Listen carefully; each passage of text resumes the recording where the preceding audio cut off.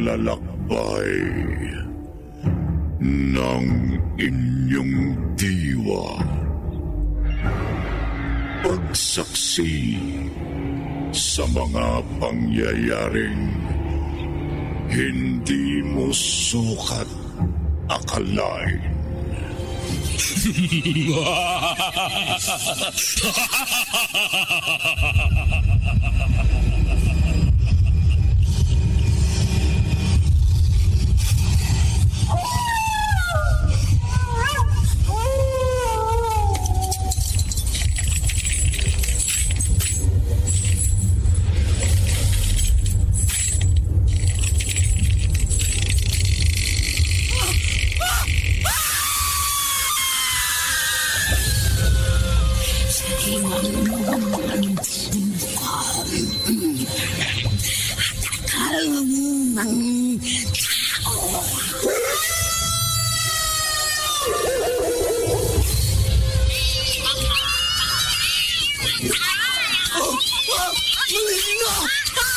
Mga kambo ng kaniliman!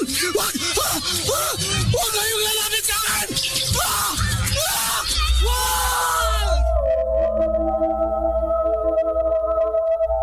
Mga kababalaghang hindi kayang tanggapin ng inyong isipan.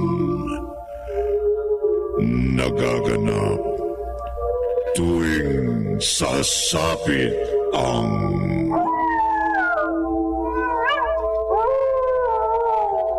gabi ng lagi.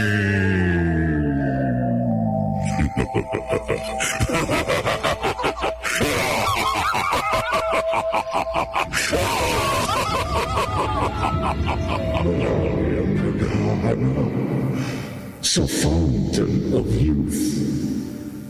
Isang bukaw na nagbibigay daw ng habang buhay na kagandahan. Ngunit minsan, ang mga ganitong pangako ay may kapalit na mahalaga mula sa ating panig. Sisimulan natin ang isa na namang kwento ng kababalaghan. May kinalaman sa isang lugar na may nakatanging tubig. At mula sa tubig na ito, lahat ng lalapit kanilang makakamit ang pinakamithi ng kanilang puso. Pamamagatan natin ito ang balon sa isa na namang gabi ng lagi.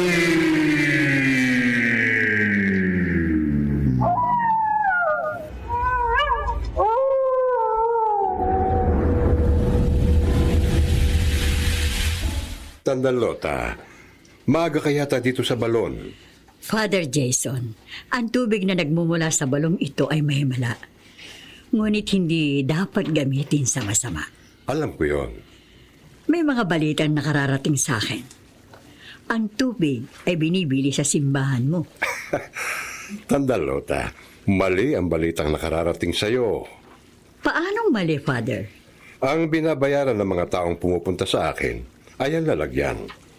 Hindi naman pwedeng isalin ko sa kanilang palad ng tubig. Ito'y matatapon lang. Tama? Alam ng langit ang totoong nasa puso mo, Father Jason. At naglilingkod ako ng tapat sa aking tungkulin. Tapat ka nga ba? Hindi ko gusto ang tono ng pagsasalita mo, Tandalota. Alalahanin mo, sa pagitan nating dalawa, ikaw ang hindi pumapasok sa templo ng Diyos. Araw at gabi naririto ka sa balon. Binabantayan mong pinagpalang tubig. Ngunit, nakakalimutan mong pasalamatan at sambahin ang pinagmula ng mahiwagang tubig na naririto sa balon. Sino ngayon sa ating dalawa ang dapat pagdudahan tungkol sa katapatan? Malalantad din ang katotohanan balang araw. Hindi ko alam kung anong tinutukoy mo. Ang mabuti pa, paraanin mo na ako at sasalok na ako ng tubig. Kailangan may madala ako sa altar bago ako magmisa sa araw na ito.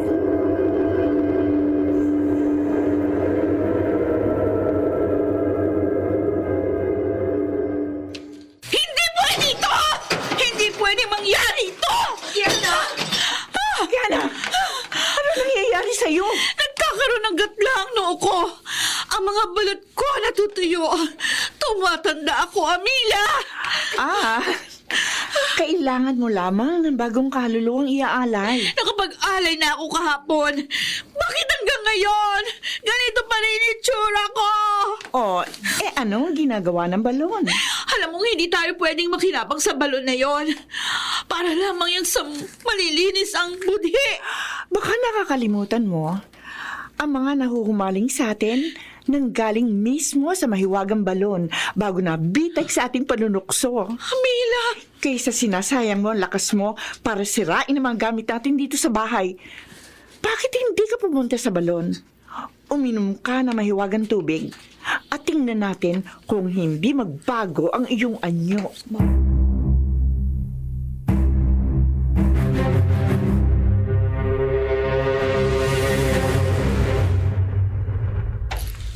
Armida, nakatanaw ka na naman sa labas.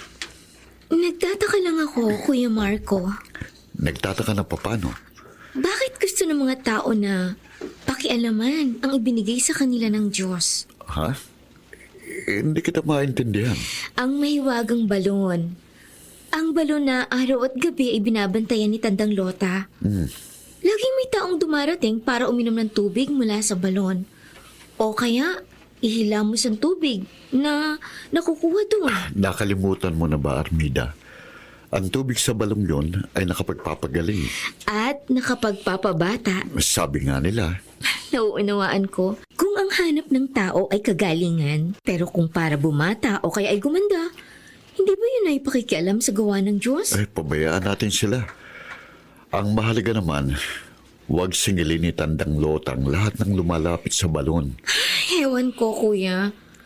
Paano kung isang araw matuyo ang balon at wala ng tubig na bumabalong mula rito? Ibig sabihin, tapos nang himala sa balon. Ganun na lang yun? Ano bang gusto mong isagot ko? Hindi ba nila naiisip na bago ang tubig sa balon, may Diyos sila na dapat lapitan at pasalamatan? Armida, nariyan si Father Jason para ipalala yon sa ating mga kababaryo. Kuya Marco. Oh, bakit? Sige, aalis na muna ako ha. Gusto kong mag-iingat ka habang wala ako. O sige. Ang baryo natin ay pinamumugaran ng mabuti at masama. Ilang dayuhan ang natagpo ang patay. At ayokong sa pagbabalik ko, mangyari sa yung nangyari sa kanila.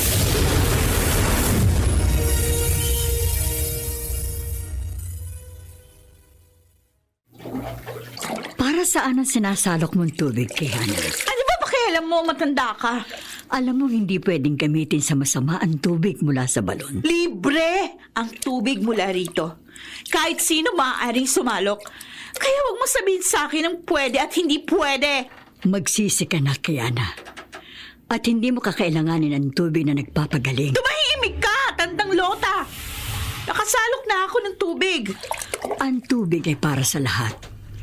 Ngunit ang may maruming puso, paulit-ulit mang sumalok dito. Hindi siya magbabago. Hindi niya makakamtan ang pinakamimiting. Sabi na tumahimik ka! Ang kapangyarihan mo ay hindi tatalab sa akin.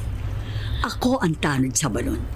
Ngunit hindi ako basta tanod, Kehana. Kamay ko. Sasampanin ko siya pero hindi kung anong kapangyarihan pumigil sa kamay ko para lumapat sa mukha niya. Magbago ka at mauunawaan mo ang lahat. Hindi! Hindi ka namin kaisa. Talagang hindi. Nagliliwanag ang mukha niya. Isa ka! Ha? Hindi! Hindi!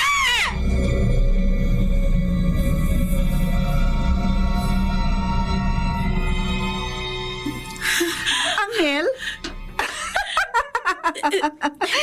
Si Tandang Lota? Isang anghel? Oo! Nagliliwanag siya, Amila. Kitang-kita ko. Akala mo lang yon, Kiana. Hindi maaaring bumaba ang anghel dito sa lupa. Kaya nga nagrebelde si Lucifer eh. Gusto niya magkaroon ng higit na kapangyarihan. Gusto niyang pumunta sa mga lugar na bawal. At tayo, Kiana, tayo ang galing sa lahi ni Lucifer. Tinawag niyo ako, Amila? Kiana? Hindi, Nomer. Hindi pa kita kailangan. Naiinip na ako. Kailan ako Maghintay muling- ka. Mamayang gabi, muli tayong sisilo ng dayuhan. Oh, Amila! Nakikita ko sa salamin. Tumatalab na yung tubig mula sa balon. Tama, Kiana, tama. Nawala na ang magatla sa iyong noo. O lumambot ang iyong balat. At kuminis na muli. Tama ang sinabi mo. Hindi namimili ang tubig. Lahat ng sumasalok at gumagamit ng tubig sa balon, lahat ay kanyang pinagagaling at pinababata. Wala ka namang sakit, Huwag kang Kiana. sumabat sa pinag-uusapan namin. Pero para manatili kang isang bata, Kiana, kailangan patuloy nating gawin ang dapat nating gawin. At sa kagandahang taglay ko sa sandaling ito, isa na namang kaluluwa ang tiyak na mahuhulog sa aking bitag. Nomer, Camila? alam mo na ang gagawin mo. Sundan mo kami sa lugar kung saan namin dadalhin ang biktima.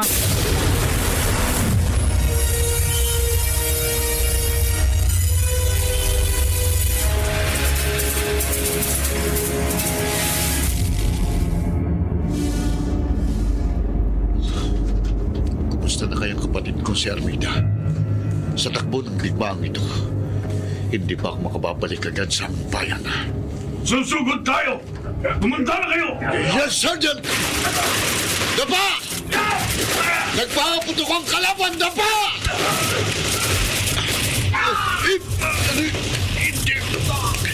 Hindi ako pwedeng mapatay. Kailangan balikan ko ang kapatid ko. Hindi ko siya pwedeng pabayaan.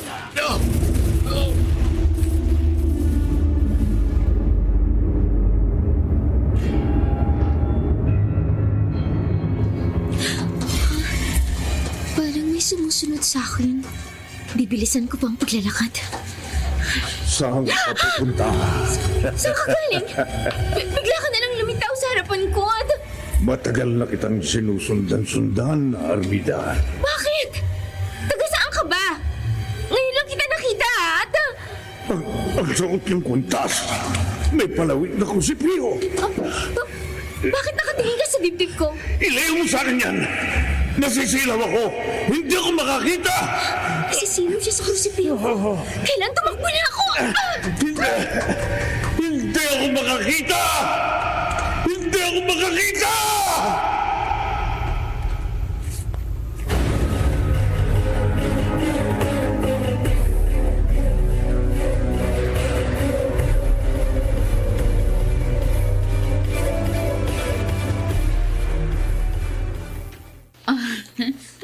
Paliligayahin kita. Sigurado, makakarating ka sa dapat mong puntahan. Dito ako. Para sigurado, hindi mo ako matatakasan. Ngayon na!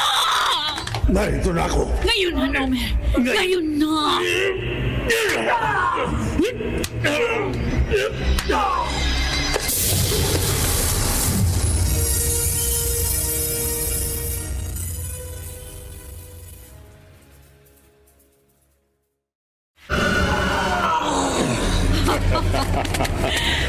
Patay na siya. Nakita mo ba, Nomer?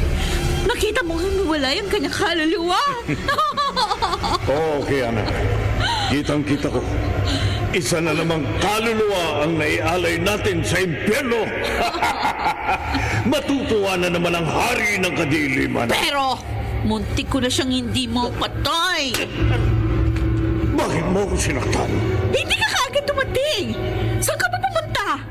Sinundan ko ang isang babaeng malinis ang puri. Si Armida? Kilala mo siya. Siya na lamang ang malinis ang puri sa lugar na ito. Lahat ng babae, nalaso na namin ni Amilang isip. Nagawa na namin silang paniwalain na ang pakikipagtalik ay magbibigay sa kanila ng higit na kagandahan. Kailan? Anong kailan? Kailan mo ko patitikimin ng mga babaeng tulad nila? Hindi mo kailangan ng babae. Ikaw ay alipin namin ni Amila. At ang alipin, hindi dapat makatikim ng ligaya. Malupit ka. At ikaw hindi? Pumapatay man ako. Yun ay dahil inuutusan niyo. At wala kang magagawa kundi sumunod. Ngayon, kung ayaw mong madagdagan ng sakit na ipinataw ko sa iyong katawan. Sige, sundan mo na si Amila. Kailangan mapatay ang kanyang biktima bago pa lumubog ang araw sa dakong yun. Masusunod, Kiana. Bilisan mo! Kailangang maialay ang isa pang kaluluwa bago lumubog ang araw!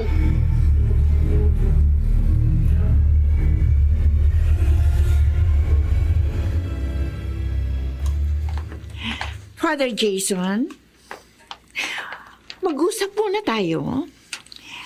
Huwag kang magmadali pabalik sa kumbento. Amila, kailangan isalin ko sa maliit na bote ang tubig na kinuha ko mula sa balon. At pagkatapos, Bibili nito ng mga parokyano ng simbahan. Kailangan nila ito sa kanilang pananampalataya. niloloko mo sila, Father Jason. Amila, Pinaasa mo sila sa isang himala na hindi magkakatotoo. tigilan mo ko, Amila. Patawarin ka nawa ng langit sa pagdududa mo sa kapangyarihan ng Diyos. Nagdududa ka rin sa iyong Diyos, Father Jason. Hindi totoo yan. Ngayon, padaanin mo na ako at kailangan ko ng madalang tubig na nakuha ko sa balon doon mismo sa harap ng altar. Sandali. Hindi ka ba naaakit sa aking kagandahan? Ha? Sa aking malusog na dibdib? At mapuputi kong hita? Sa ngalan ng Diyos, huwag mo akong tuksuhin. Pero natutukso ka, Father Jason. Hindi, Amila. Layuan mo na ako. Natutukso ka. Amila. Ang kanyang hininga. Nanunod sa bawat timaymay ng aking laman. Father, nakatikim ka na ba ng ganyan kainit na halik? Hindi. Huwag. Bitiwan mo ko. Ang tubig, matatapon. Pabayaan mo matapon yan. Hindi. Kampung ka ng kadiliman. Sinayang mo ang tubig na mahimala. O bakit, Father? Mas mahalaga ba talaga sa'yo na paglingkuran ang mga tao kaysa matikman ang katawan kong ito? Oo, Amila. Oo. Dahil higit na mahalaga sa akin ang binitiwan kong pangako sa akin, Diyos. Bitiwan mo sabi ko. Nagagalit ka dahil natutukso ka na. Pinipilit mo labanan ng isang bagay na dapat ay natural mong nararamdaman. Hindi. Huwag mong dayain ang sarili mo, Father Jason. Huwag mong ipagkait sa sarili mo ang isang kaligayang matagal mo nang gustong matikman. Sa ngalan ng Diyos, layuan mo ko, Amila. Layuan mo ko!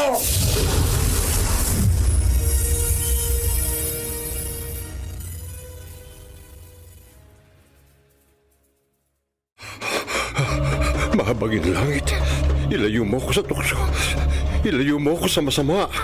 Babagsak ka rin sa akin, Father Jason! Kampo ng demonyo! Kampo siya ng demonyo!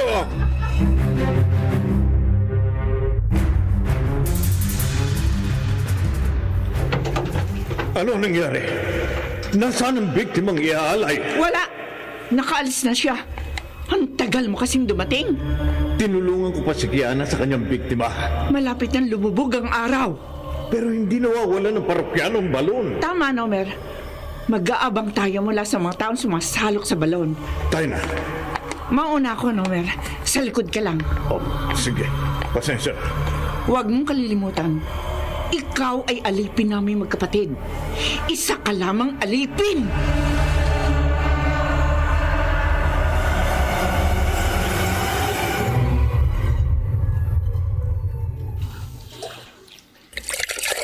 Ang tubig ay nakapagdudulot ng kagalingan at nagpapabata.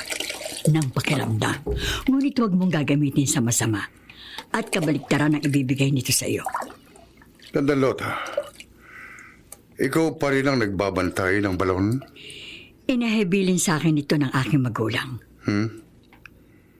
Bakit hindi ka uminom sa balon upang magbalik ang iyong kabataan? Hindi ko kailangan balikan ang aking kabataan.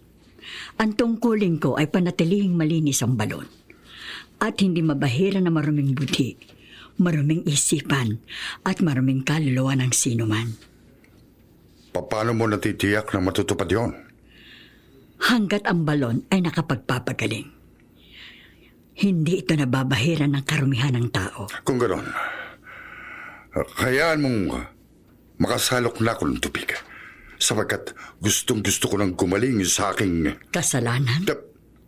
Sa rayumang nagpapahirap sa akin. Higit sa rayuma, meron kang dapat pagsisihan. Hindi ko alam ang tinutukoy mo, Tandang Lota.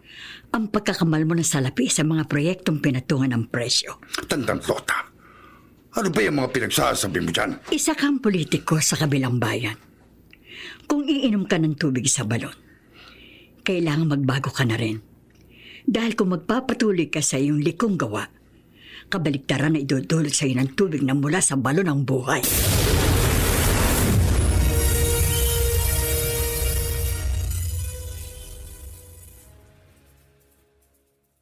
Layuan mo ako!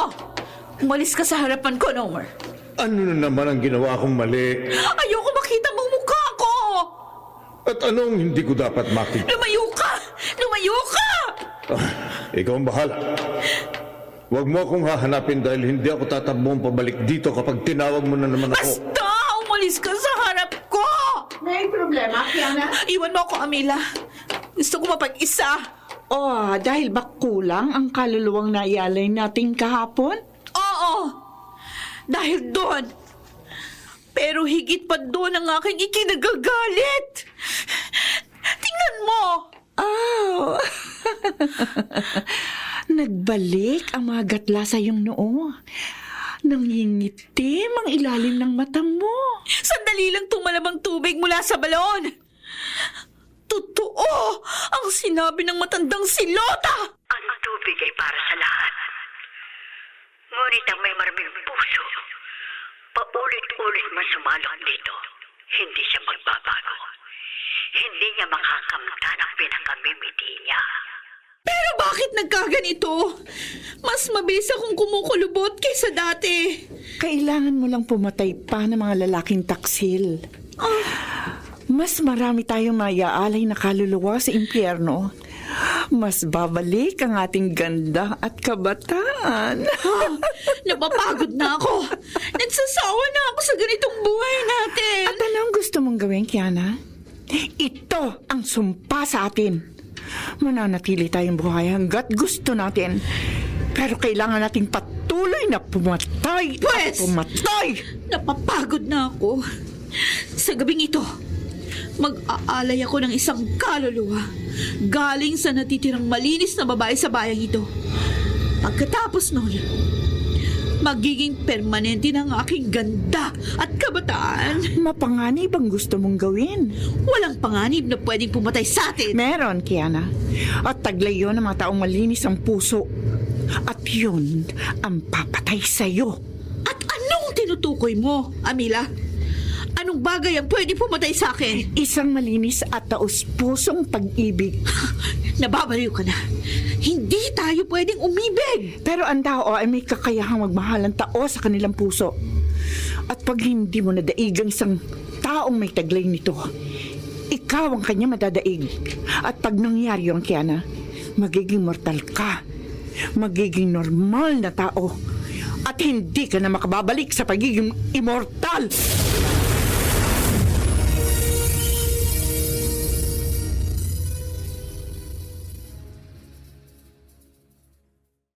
Huwag mo akong talikuran, Amila! Hindi ako naniniwala sa'yo. Hindi taus-puso pag-ibig.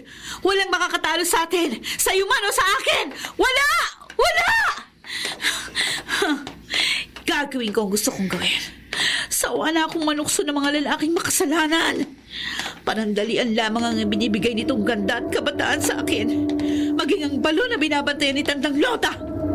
Pansamantala lang ang naibibigay na pananariwa sa aking buong katawan. Kailangan pumatay ako ng isang birhen. Lalaki man siya o babae. Kailangan maging malinis siya sa puso at kaluluwa.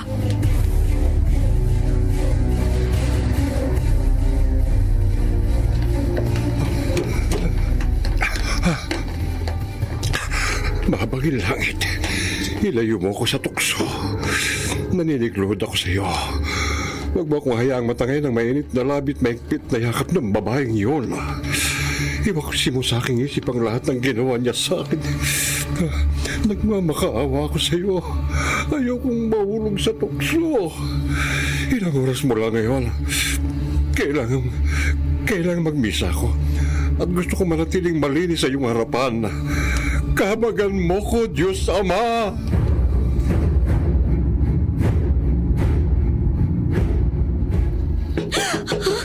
May kumakatok.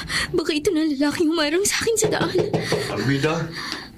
Si Kuya Marco! Nagbalik na siya mula sa kanyang destino. Kuya Marco!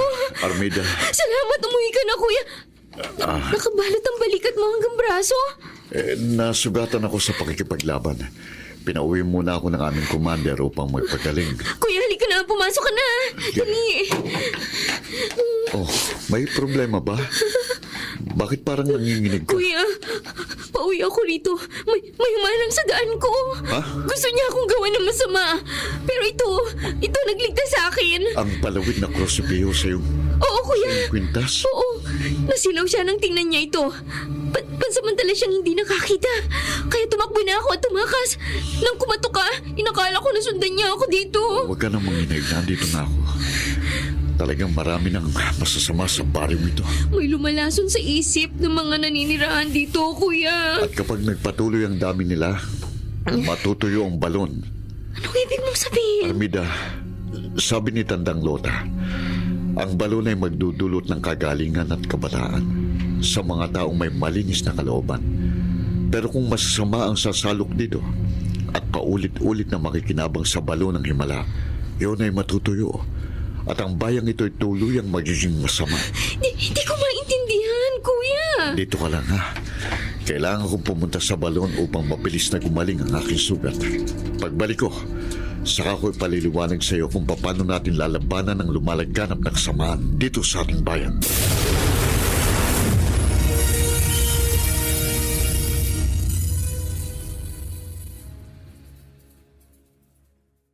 Kuya, isama mo na ako sa balon. Hindi, Armida. Mas mabuting ako lang ang pumunta sa balon.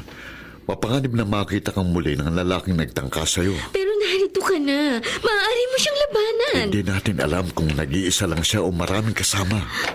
Saan mo ko iiwan? Dito. Dito kay Father Jason. Tayo na sa loob.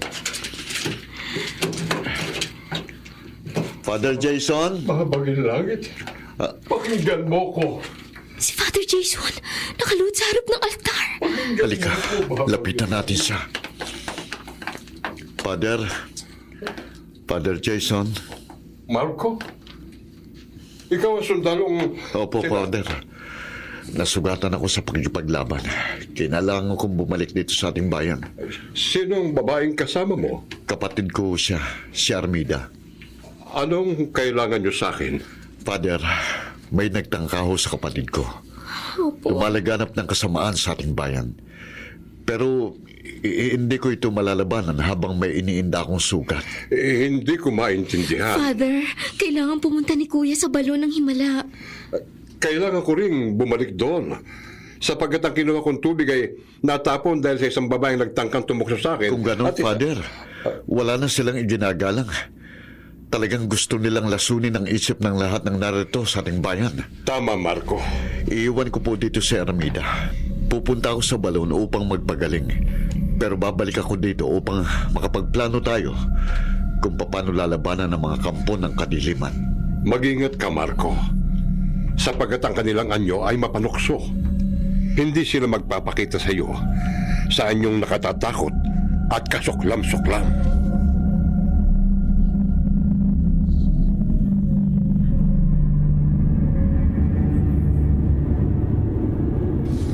Nakainom na ako ng tubig mula sa balon. At walang nangyaring masama sa akin, Tandang Lota. Hindi totoo ang sinasabi mo. Hindi ka pa rin nagpapakumbaba. At para mapanatili ko ang natamo ko ngayong kabataan ng kutis, kukuha pa ako ng tubig sa balon. Ilalagay ko sa botelyang dala ko at dadalhin ko sa aking opisina. Ang tubig na nagbibigay ng kagalingan ay pangmatagalan. Yan ay kung ang puso mong gahaman ay magbabago ng nilalaman. Diyan ka na, Tandang Lota. Sinasayang mo ang laway mo sa kasasalita ng kung ano-ano. Ang tubig sa balon ay para sa lahat. Masama man o mabuti, may karapatang makinabang dito. Sa tamang panahon, malalaman mo, Lope, ang aking mga sinasabi.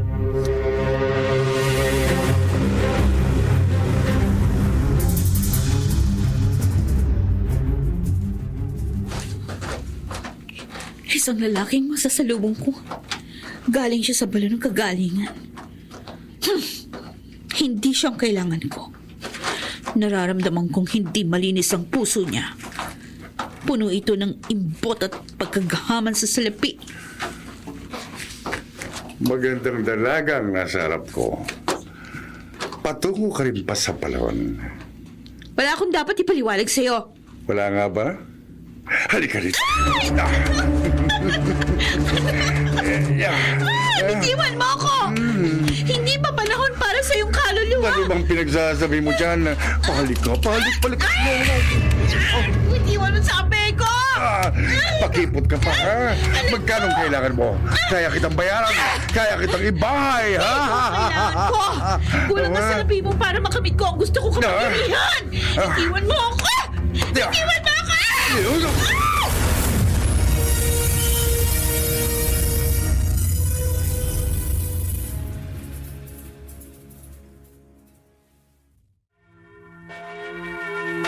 Father, kanina mo pa pinututunog ang kampana ng simbahan. Bakit hanggang ngayon walang taong dumarating? Armida, kailangan nating manalangin. Father, bakit? Ang buong bayan ng Fernandez ay nasa panganib. Marami nang nahikayat na kaluluwa patungo sa kasamaan, kaya't walang dumarating para magsimba. Pero hindi po ba ang kabutihan ay laging nananaig sa kasamaan? Oo, Armida. Pero sa bawat nahihikayat ng mga demonyita, lumalakas sila at nababawasan ng mga taong nananalangin. Father Jason? Ang balon ay tuluyang matutuyo kapag naging ganap ang paghahari ng masasama dito sa ating bayan. Paano po natin sila lalabanan? Panalangin, Armida. Habang hinihintay natin ang iyong kapatid, kailangan natin bumalik sa altar at manalangin ng buong taimtim.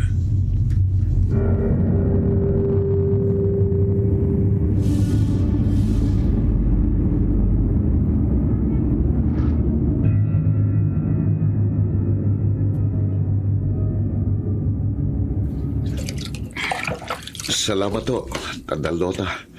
Naghilom ng sugat sa aking balikat at braso. Tumitindi ang kasamaan, Marco. Nararamdaman ko na. Tandang Lota, yan sigurong dahilan kung bakit ako nasagwatan sa pakikipaglaban. Pinababalik ako dito upang labanan ang lumalaganap na kasamaan. Gawin mo na ang dapat gawin, Marco. Mahalaga ang bawat sandali.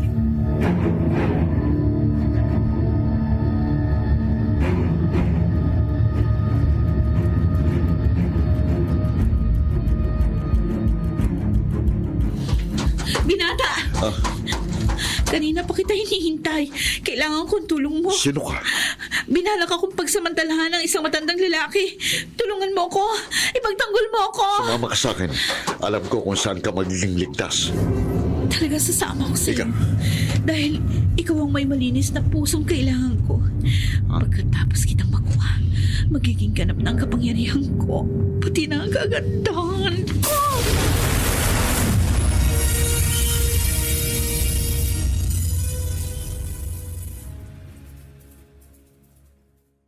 Nomer? Nomer! Nasaan ka na naman? Nomer! Amila, bakit? Nasaan si Kiana? Kayo huling magkausap. Nagtalo kami. Ayaw niya makinig sa akin. Kaya iniwan ko siya dito.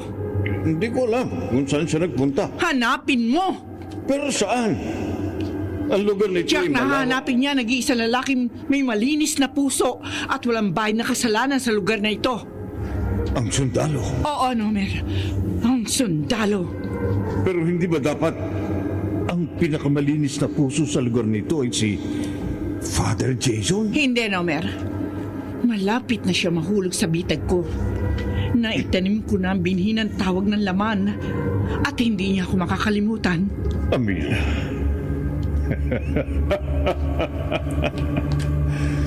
Wala ka talagang nagustuhan na hindi mo nakuha. Dahil hindi na magtatagal, Nomer, makukuha na natin ang buong bayan ng Fernandez. Maghahari na dito ang kadiliman at gagantimpalaan tayo ng ating hari. Tama, Amila. Matagal ko na rin niyang hinihintay. Pero si Kiana, kailangan hanapin mo siya. Magiging problema ang kahibangan niyan. Ibalik mo siya sa akin bago sila magkatagpo ng sundalo.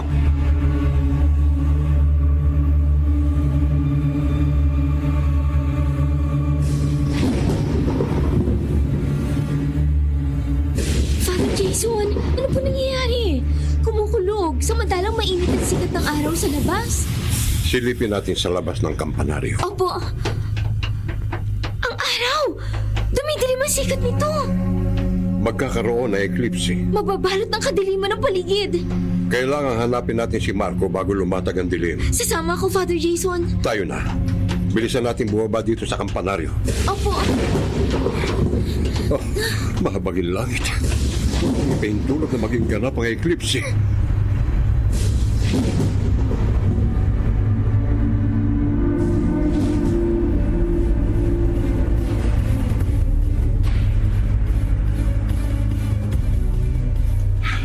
Bilisan mo, Bini-Bini.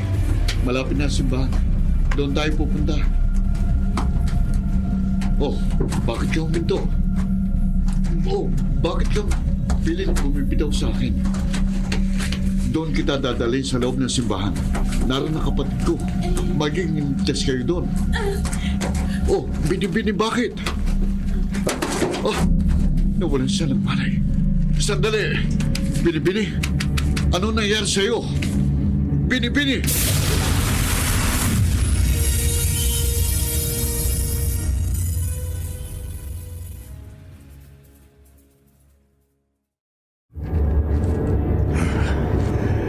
Kitang-kita ko mula dito sa pinagkukublihan ko.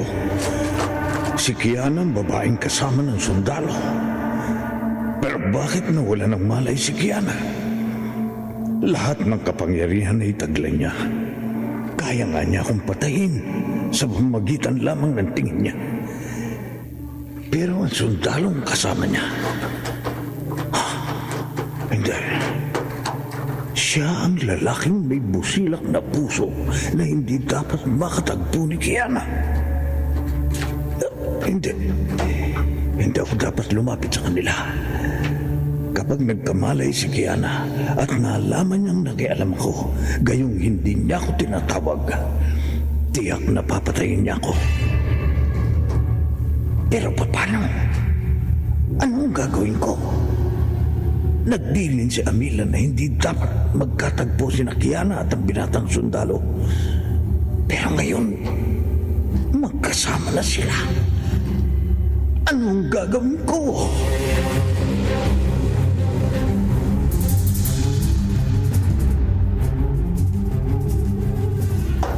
Father Jason, si Kuya masasalubong natin. May buhat-buhat siyang babae. Father Jason, kailangan niyong bumalik sa simbahan sa mismong kumbento. Magkakaroon na eclipse. Mababalot sa dilim ang buong bayan ng Fernandez. Sinong babaeng buhat mo, Kuya? Hindi ko alam. Humingi siya ng tulong sa akin. Pero nang malapit na kami sa simbahan, nawalan siya ng malay. Dalhin na natin siya pabalik na simbahan. O sige, opo. Father Tutulungan na Jason. kita, Kuya. Huwag na, Armida. Malapit nang mabuo ang eclipse. Kapag inabutan tayo dito sa labas ng pagdilim, kakainin na rin tayo ng kasamaang lumalaganap. Tayo na, bilisan nyo. Kuya, kaya mo ba? May buhat ka pong babae Kaya na... ko, Armida, sige na. Tumakbo ka na. Huwag mo akong intindihin. Kuya, ano nangyari? Bakit bigla nagkaroon ng eclipse? Hindi ko alam. Bilisan natin ang pagtakbo. At tatanong ko ng pinto ng simbahan. Ang mata ko. Nakuwing ako ng dalang alikabok ng hangin. Father, saan ka? Lumatag na ang dilim! Father Jason! Wala akong makita. Lumatag ng dilim. Nasaan kayo? Armida! Marco! Halika rito! Ang tinig. Amila? Ako nga, Father Jason. At sa pagkakataong ito, hindi na kita bubuhayin pa. Ngayon na ba, Amila? Hindi. Bitiwan niyo ko. Marco! Armida! Tulungan niyo ako! Father, madilim! Ang hangin may dalagong buhangin at alikabok. Hindi ka namin makita, Father! Ang iyong kaluluwa, iyan ang kailangan ko. Hindi! Hindi! Ngayon na, Nomer. Masusunod para sa kadiliman at kapangyarihan.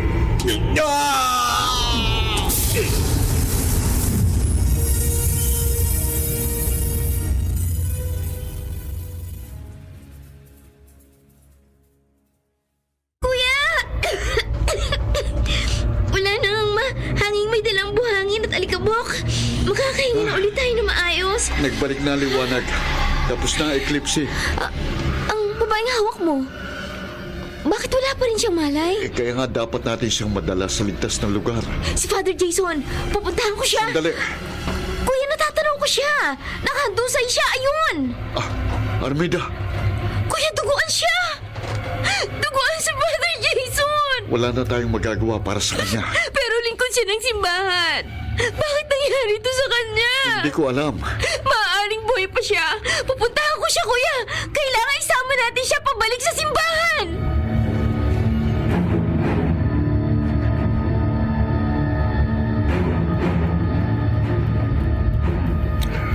Anong nangyayari sa akin? Kahapon lamang palakas ang pakiramdam ko. At ang mukha ko balat na balat. Bumata ako ng parang isang teenager. Pero ngayon, sa paggising ko, ramdam ko na naman ang rayuma. At ang balat ko sa braso, unti-unti na namang kumukulupot. Titingnan ko ang aking mukha sa salamin. Ikaw ang susunod kong kukunin. Oh,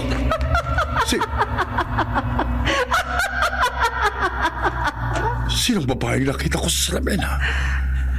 Sa halip na mukha kong aking nakita, isang mukha ng babae. At sinabi niyang akong susunod niyang kukunin.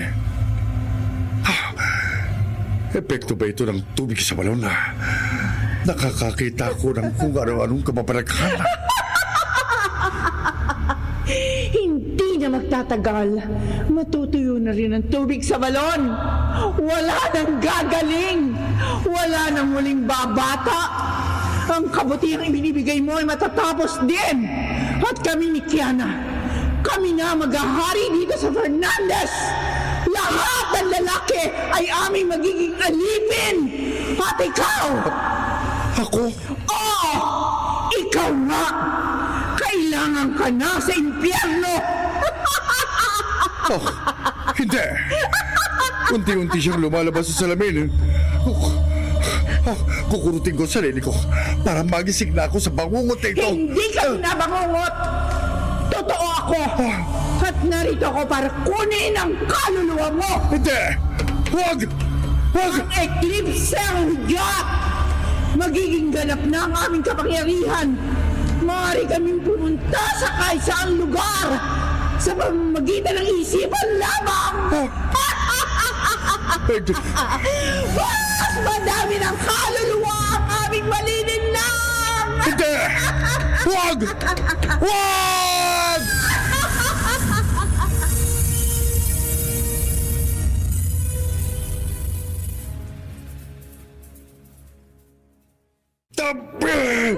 Bitiwan mo ko! Isa ka lang ilusyon! Hindi ako ilusyon. Nomer! Nomer! Ngayon na! Nandiyan ako, Amila.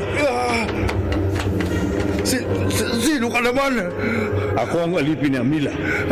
At narito ako para itarak ito sa puso mo. Ganyan na! Ganyan! Di ito totoo! Totoo. At para maniwala ka, eto pang isa. Nomer? Bakit wala? Buhay pa si Amila. Kaya hindi pa lumalabas ang kanyang kaluluwa. Buhay pa siya. Akin ang patalim. Ako ang tatapos sa kanya. Hindi. Hindi mo makukuha ang kaluluwa kapag ikaw ang pumatay sa kanya.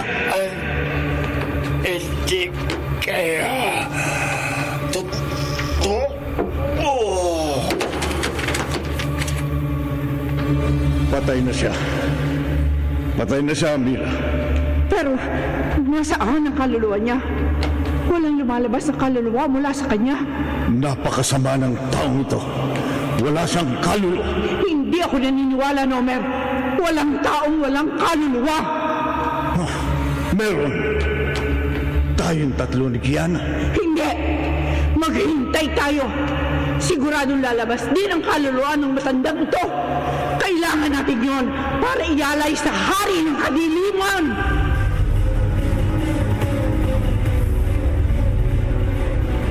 Father Jason! Father! Hindi! Nasa leg niya! Dilata kanyang mga mata! Wala na siyang buhay! Amida, tumidilim muli ang paligid. Tayo na! Kuya, patay na si Father Jason! Tayo na! Kailangan natin makapasok sa simbahan bago muling tumilim ang buong paligid.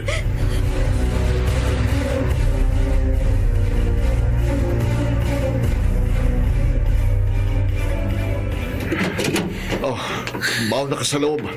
Hawakan mo ang pinto para makapasok kami ng babaeng buhat ko. Oo, kuya! Ah! Armida! Kuya! Biglang sumara ang pinto! Hindi ko mabuksan! Subukan mo uli! Ayaw talaga! Bini-bini. Anong nangyari? Nasaan ako? Hindi! Simbahan! Dinala mo ako sa simbahan! Bitiwan mo ako! Sandali. Ikaw ang lumapit sa akin at humingi ng tulong. Upang... Oo! Naalala ko na. Tama! Nagmamakaawa ako sa'yo, nagtulungan ako. Pero hindi ko sinabing dalhin mo ako sa... Nasusunog ang balat ko! Kailangan ko makalayo dito! Sandali, Bini-bini! Sandali! Kuya, gusto bumukas ang pinto. Nasaan ang babaeng buhat mo? Natakot siya. Natakot siya nang makita niyang dinala ko siya dito sa simbahan. At ang kanyang balat umuusok. Parang nasusunog. Maaaring kampo ng kadiliman ng babaeng yun. Pero napakaamo ng kanyang mukha. Hindi maaaring... Kuya, tayo na sa loob ng simbahan. Kung sino man ang babaeng yun, hindi na niya tayo masusundan sa loob. Tama ka. Sa loob ng simbahan ay magiging ligtas tayo.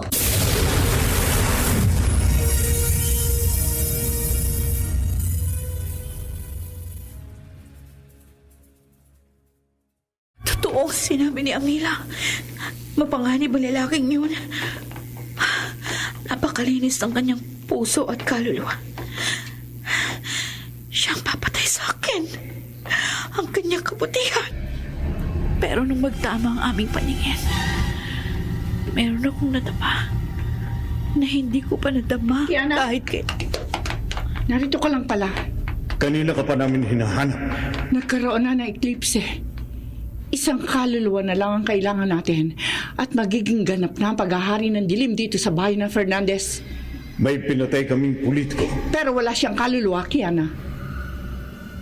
Anong gusto mong gawin ko, Amila? Pagtulungan nating patayin ang binatang sundalo. Alam ko kung nasan siya. Mabuti.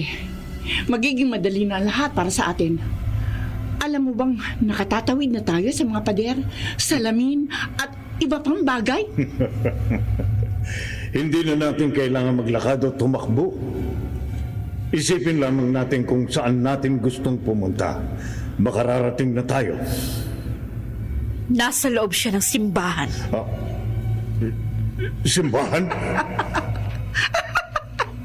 Makapangyarihan na tayo, no, Mer? Anong dapat mong ikatakot? Kung ang pare na gawa nating patayin, mas madali na ang sundalo. Tayo na! Magkakaroon ng panibagong eklipse.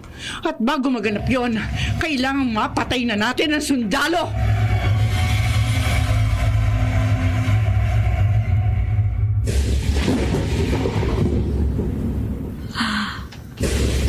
Mahabag ang langit. Katatapos lamang ng eclipse. At sa tingin ko sa ulap, mauulit ang nangyari kanina. Ang balon ay lumalim. Kapag naulit ang eclipse, tuloy ang matutuyo ang balon. Pero limitado kakayang ibinigay sa akin ng langit. Hindi ko mapipigil ang kasamaan ng mga kampo ng dilim. Ngunit maaari kong udyo ka ng sundalo upang ipaglaban ang kabutihan.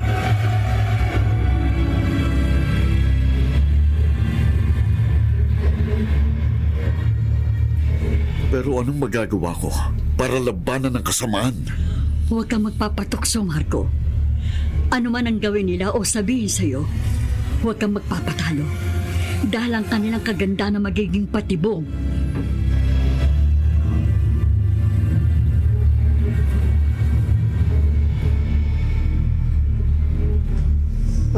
Hindi ako makalagpas sa pader ng simbahan. Nasusunog ang marat ko. Ako man ay ganun din. Ikaw na lamang kaya na maasahan ko. Kailangan udyukan mo ang binata na lumabas ng simbahan. Ako? Bakit parang nag-aalangan ka? Ngayon lang kita nakita nagkaganyan. Amila, tinangka akong tuksuin ng binata. At napatunayan ko. Totoo ang sinabi mo. Muntik na ako mamatay. Dahil sa kalinisan ng puso niya. Umiibig ka sa kanya, Kiana! Hindi tayo maaaring umibig! Nakalimutan mo na ba yon? Hindi totoo yan! Naglilihim ka sa amin, Kiana. Hindi! Hindi ako nagsisinungaling. Ang balat ko, nagsimulang umusok nang ilapit niya ako sa simbahan. At ang kanyang mga mata, nang tumingin siya sa akin, lalo ako napaso. Hindi ko na kayang lumapit pang muli sa kanya. Hindi ko na kaya!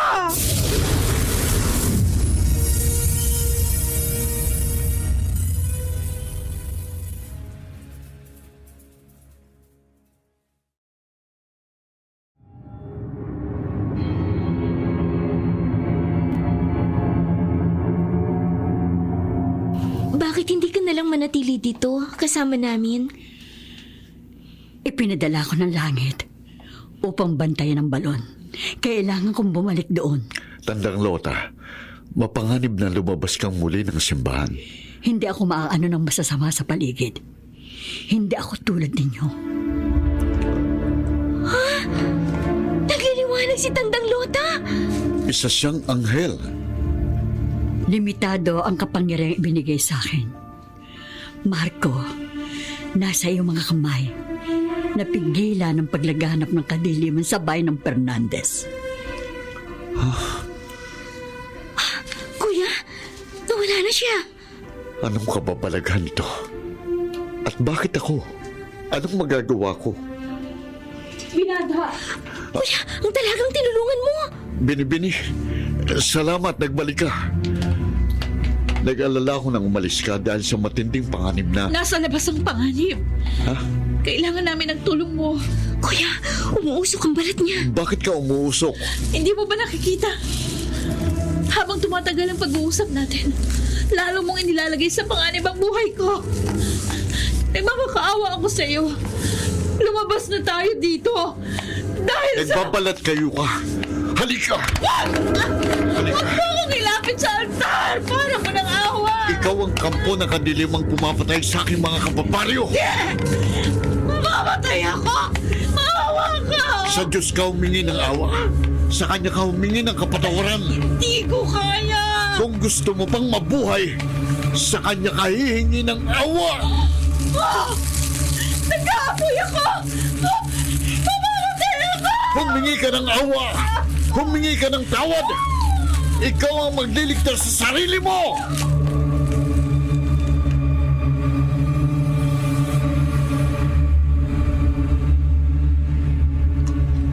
Hindi!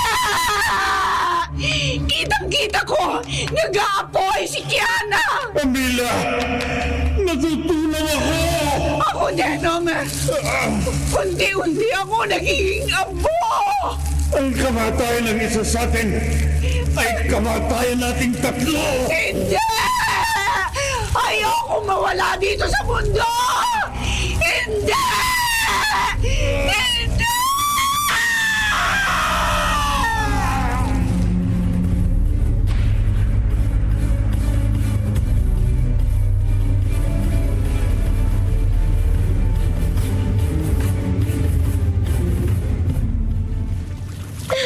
Kuya, umaapaw na muli ang tubig sa balon. Ipinadala ko rito para matiyak na mananaig ang kabutihan at ang katotohanan. Hindi ako binigyan ng karapatang makialam at tumulong sa inyo. Pero maaari akong magsalita ng katotohanan. Salamat. Pinakinggan ninyo ako. Mananatili ang balon dito sa bayan ng Fernandez. Patuloy ito magpapagaling at magbibigay ng ginhawa sa napapagal na katawan. Ikaw na ngayon, Marco, ang magiging bantay sa balon. Salamat, Tandang Lota.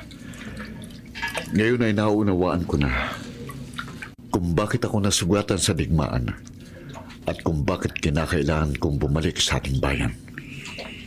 Hindi ito ang huling pagkakataong kailangan mong ipaglaban ang kabutihan. Ngunit sa bawat pagkakataon, tatangkain ang masama na ikaw ay patayin. Makakaasa kang magpapadalang langit ng mas maraming anghel para sa inyong kaligtasan.